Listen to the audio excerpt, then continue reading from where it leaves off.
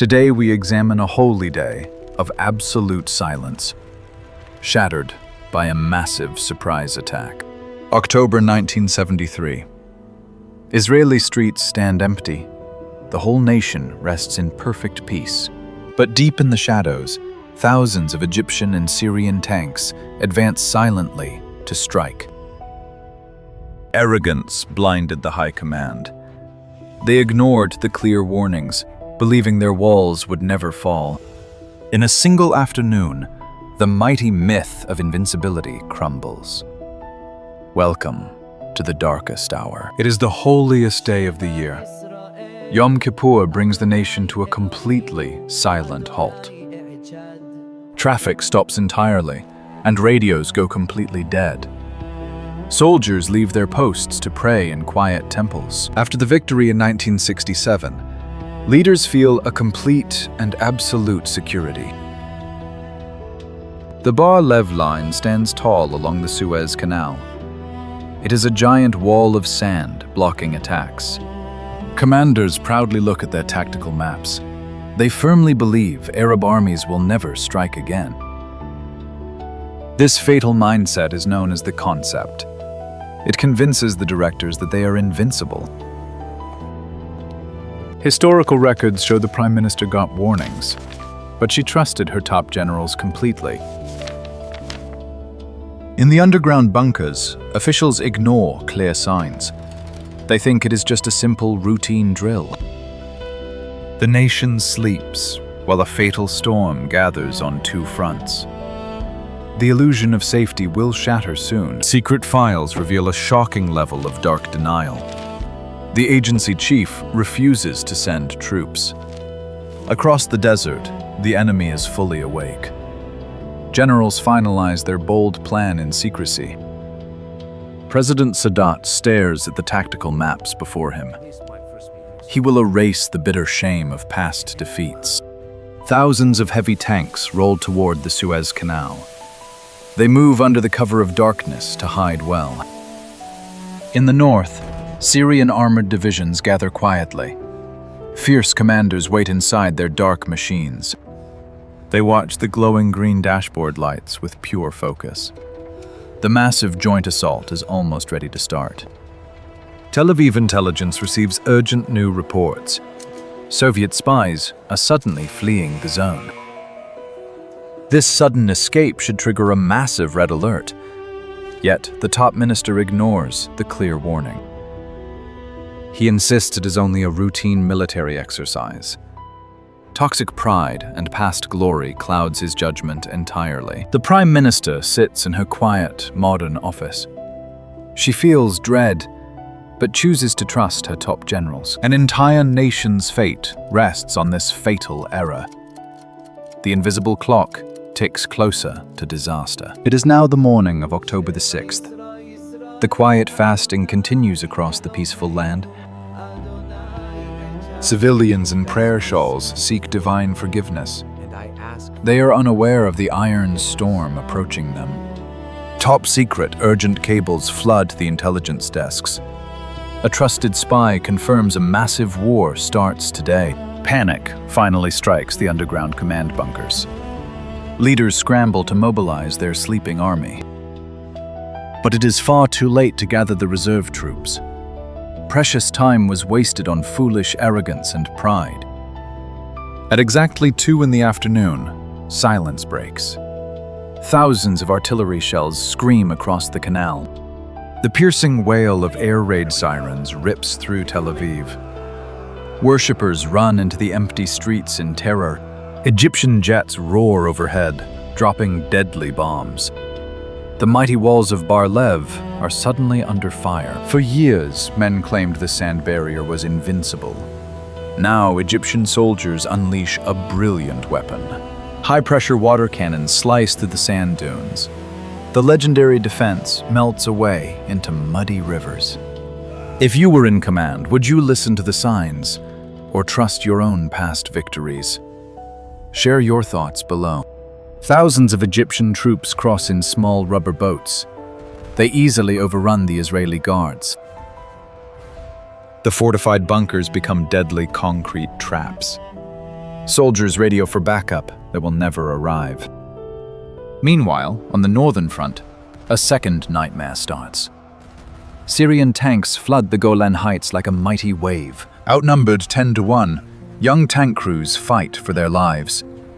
The dusty battlefield turns into a blazing graveyard. Syrian strikes shatter the quiet outposts. The massive volume of enemy armor is overwhelming. Inside the war room, the defense minister is shocked. The man who symbolized victory now stares in horror. He looks at the tactical maps filling with red flags. He mutters that the third temple is in danger of falling. The Prime Minister chain smokes in the dark underground bunker. Her face is pale, and her eyes carry the weight of doom. The survival of the nation hangs by a thin thread. The illusion of safety is replaced by sheer panic. Historic records show desperate calls to Washington. Israel pleads for a massive airlift of supplies. Without American weapons, the lines will totally fail. The shadow of destruction looms over the Jewish state. On the front lines, reserve units rush straight into combat. Men in torn prayer clothes grab rifles and board transport trucks. There is no time for proper strategy or deployment. They are thrown into a brutal grinder of metal. In the Sinai Desert, burning Israeli tanks dot the land. The mighty armored corps takes devastating losses. Egyptian missiles strike with absolute precision. The unstoppable force is bleeding in the hot sand. The horrific reality of war shatters their pride. Every inch of ground is paid for with a heavy price. Up on the Golan Plateau, a few tanks hold the line. Exhausted captains fight hard for 48 hours straight. The fierce Syrian push threatens to break through to the valleys. If they win, the heartland will burn straight to the ground. Heroic stands are made in the dark mountain rocks. Young men sacrifice their lives to buy precious hours for their home. The nation watches in agony as the death toll climbs. The grim faces of the leaders broadcast deep despair. In the war rooms, fierce arguments erupt over choices. Generals demand nuclear readiness for the worst. The absolute abyss stares back at the commanders.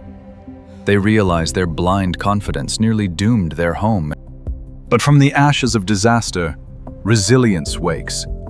A nation pushed to the edge refuses to die quietly. The United States launches Operation Nickel Grass. Massive planes begin crossing the ocean with vital arms. American cargo jets land under the dark night. They deliver the crucial tanks and bombs to turn the tide. This massive airlift becomes an essential lifeline. The influx of fresh supplies deeply boosts shattered morale. Reserve soldiers reach the lines covered in dirt and oil. Their eyes reflect the horrific trauma of the battle. But despite their exhaustion, they fiercely grip their rifles. The counterattack against the armies is ready. When pushed to the absolute brink of destruction, would you surrender or fight back with all you have?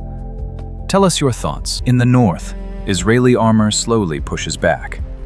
The fierce struggle reclaims the outposts, inch by painful inch. The valleys echo with the thunder of artillery. Both sides suffer dreadful losses in the harsh, rocky hills. Down south, a daring move aims to cross the Suez Canal. Israeli forces push aggressively forward. The fighting traps an Egyptian army in the sand. The momentum of the devastating war completely shifts. The once arrogant chief looks at the changing maps again. The shock is gone, replaced by a calculating focus. But the horrific cost of their blindness cannot be hidden. Thousands of young men perished in the burning desert sands. The Prime Minister weeps silently in the dark bunker. Victory is near, but it feels exactly like defeat. The blazing sun beats down on the exhausted tank commanders. They wipe mud from their faces and prepare for assault. Each radio call is filled with frantic cries for help. The chaotic fog of war obscures the tactical vision. Syrian jets bomb the supply convoys on mountain roads. Fireballs erupt, sending thick black smoke into the blue sky. Medics treat the wounded inside dark concrete defensive bunkers.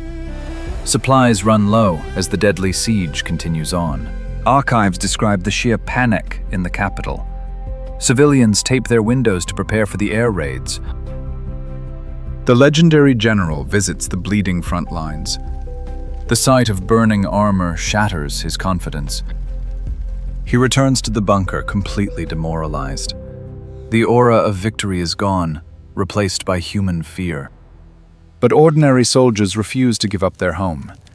They fight with broken weapons and a fierce, unyielding spirit. A bold tactical maneuver is planned to cross the canal. Men work under heavy fire to build a floating bridge quickly. Artillery shells explode violently in the water. Brave men drown in the muddy depths to secure the crucial path. Global political tensions rise to a boiling point. The Soviet Union threatens to intervene today. The Cold War threatens to turn into a nuclear conflict. Washington upgrades its defense readiness at once. The airlift intensifies as giant planes continue to land.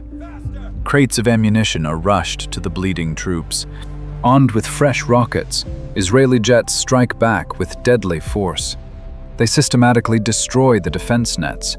The tide of the brutal conflict finally begins to turn. The Egyptian army is trapped in the harsh, hot desert. Thirst and starvation threaten to wipe out the enemy troops. The geopolitical board shifts to Israel. The Syrian army is pushed off the Golan Heights completely. The capital city is now an artillery range. Victory is achieved, but there is no loud celebration here. The deep trauma of the surprise attack lingers on. Mothers and fathers weep over the graves of their fallen sons. The foundation of the entire nation is broken. The myth of absolute military supremacy is dead. Arrogance is replaced by cautious vigilance. The intelligence chief stares blankly at the map. His failure will be studied by historians for decades. The Prime Minister prepares to step down from her office soon. She carries the immense guilt of the fallen on her sad soul. A commission questions the mighty high commanders. The bitter truth of their negligence is finally revealed. Yet this horrific tragedy forces a path to peace. Both nations realize endless conflict will destroy them all. The Yom Kippur War stands as a grim lesson in history. It proves that strong fortresses can fall to complacency. The tactical board is cleared, but the dark memories remain. A permanent reminder that vigilance must never sleep. The desert winds blow over rusted remains of broken tanks. Nature slowly reclaims the battlefields of the Sinai. As the sun sets on ruined outposts, a deep silence returns. But it is no longer hubris. It is silence of deep grief. The deeply wounded nation must now slowly begin to rebuild its broken military might. New young commanders fiercely study devastating past mistakes, so they never happen again. The massive intelligence failure forever reshapes their entire defensive strategy. The mighty, once invincible armor units learn a harsh lesson in pure vulnerability. The surviving veterans carry the heavy mental burden of the brutal October War. The stunning surprise attack ultimately forces politicians to seek a lasting diplomatic peace. The proud, ancient nation of Egypt finally regains its lost honor on the brutal battlefield. This newly restored pride finally opens the difficult doorway to historic negotiations. Only a few short years later, brave, visionary leaders shake hands at the famous Camp David Accords. But the truly agonizing cost of this historic treaty was paid entirely in human lives. The deep, brutal Yom Kippur trauma remains permanently etched into the shattered nation's soul. Top military schools worldwide closely analyze the tragic collapse of the mighty Bar Lev line. It clearly teaches modern generals that static defenses cannot replace an active, watchful guard. American intervention in the region deepened significantly after the conflict. The massive military airlift operation showcased the immense power of logistics. The deadly desert war demonstrated that technology alone cannot guarantee a win. Human psychology, toxic pride, and deeply rooted bias can blind even the sharpest minds. Today, the rusted metal husks scattered across the vast Sinai desert serve as solemn, silent ghosts. They are a chilling monument to the fatal dangers of underestimating a proud foe. The bitter tears of October 1973 washed away the illusion forever. The Yom Kippur War changed the Middle East forever, proving that arrogance breaks a mighty nation. Do you think Israeli leaders were truly blind or victims of their own past success? Let us know below. If you found this deep dive insightful, please like this video, share, and subscribe to our channel.